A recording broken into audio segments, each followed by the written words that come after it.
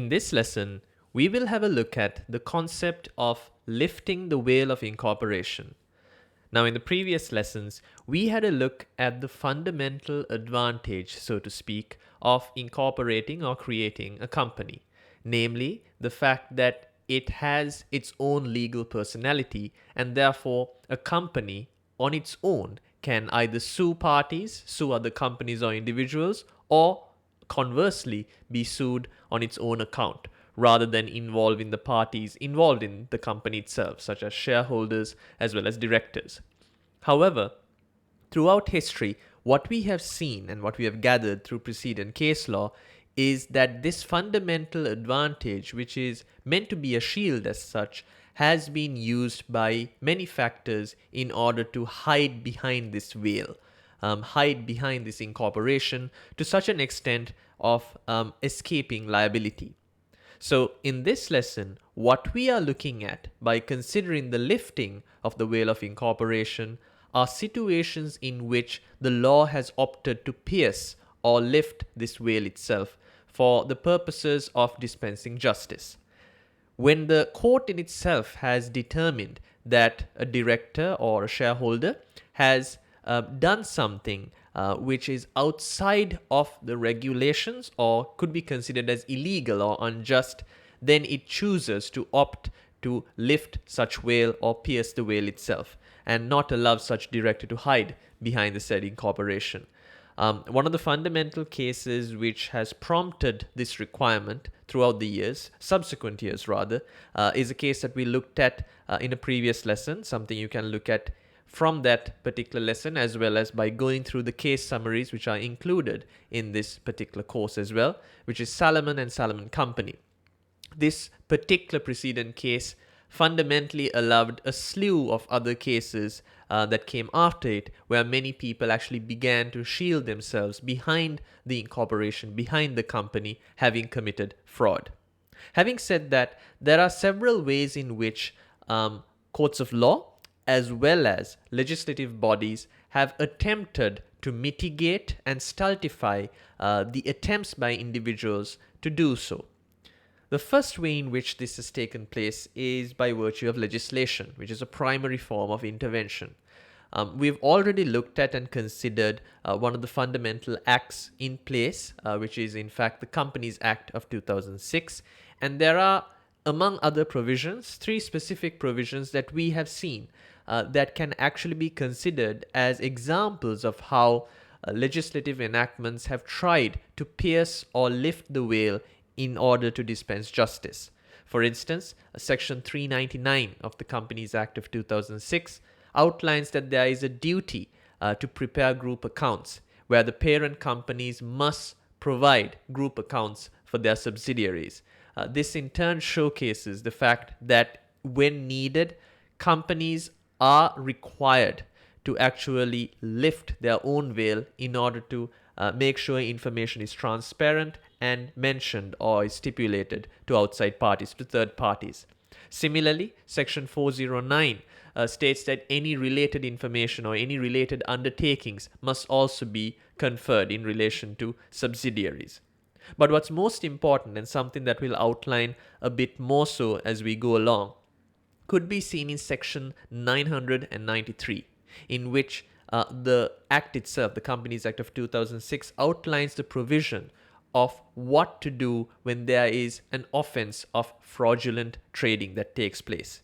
This concept itself will come about later on, which we will discuss, but what's quite important to understand here is the key word in this provision being fraudulent, and therefore there is a requirement, or rather there is a possibility of criminal liability being imposed on the individual as well. This is quite simply when you have established that there is liability on any person within the company itself, irrespective of rank, to have committed a type of fraud in relation to any creditor of the company. This component of fraud itself takes the liability away from the civil composition, the fact that it's contractual or commercial in nature, and puts it in the realm of criminal liability, which in itself requires a high burden of proof, beyond reasonable doubt, so to speak.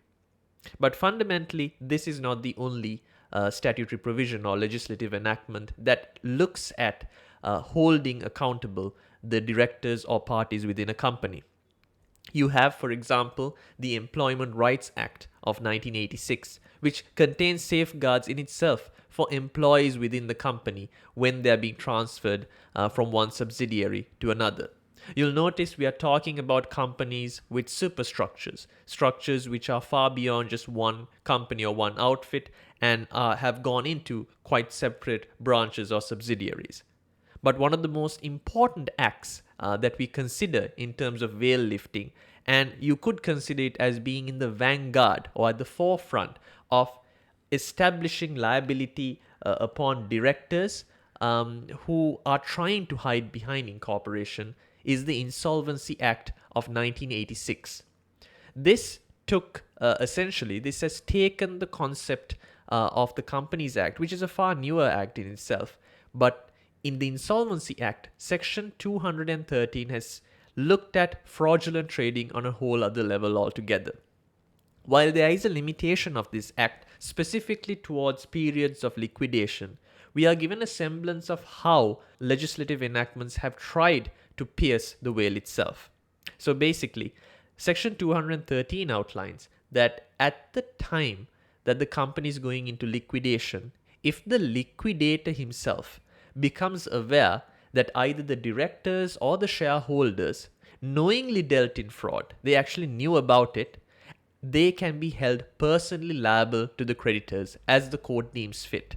Essentially, the company no longer provides a shield for these fraudsters, so to speak. But what's important to understand is this particular provision has been taken quite predominantly in a very literal context. And therefore, the outcomes of this have become quite harsh. And knowing that there is a criminality involved, as I mentioned earlier, the burden of proof is quite high, and that is of reasonable doubt. Now, having said that, not every situation will fall under this mandate.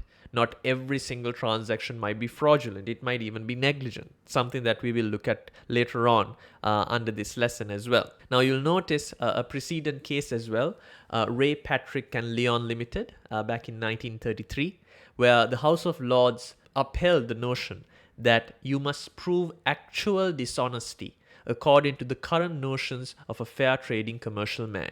In other words, a reasonable man in a commercial context. So this premise of actual dishonesty was required in order for someone to be held liable under the section 213 of the Insolvency Act of 1986. A lesser mandate that is required is that of 214, however, where we consider what is known as wrongful trading as opposed to fraudulent trading. This in itself, as I noted earlier, intends to deal with negligence rather than fraud, the threshold of which is quite less. There is no intention as such, just simply that there was a duty of care and that duty was not acted upon according to the reasonable standard expected of an individual who was relied upon by others.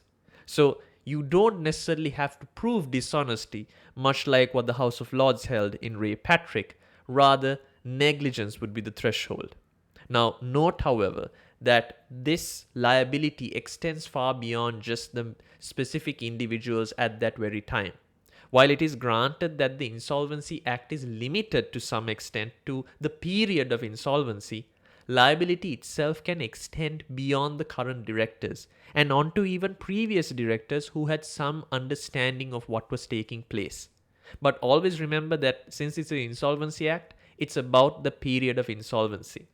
So it's only in relation to the faults of directors in relation to the insolvency itself, which means that there is a specific criteria or a tier structure of the requirements, which are namely the fact that the company has now gone into insolvent liquidation, either knew or ought to have known. So this ought to have known component is the negligence component, that the company would go into liquidation. And the final fundamental requirement is that such a person was in fact a director at the time, someone who had the power to make decisions or make changes. Now, having said that, lifting of the veil is quite literally one of the larger areas of this particular subject as well, and it's something that gets often looked at since this is by and large the gatekeeper, so to speak, between the company as an individual as well as the parties within the company, such as directors and shareholders. In the next lesson, we will continue our discussion by looking at the evolution of case law and how precedent case law and common law has played a role in piercing or lifting the veil.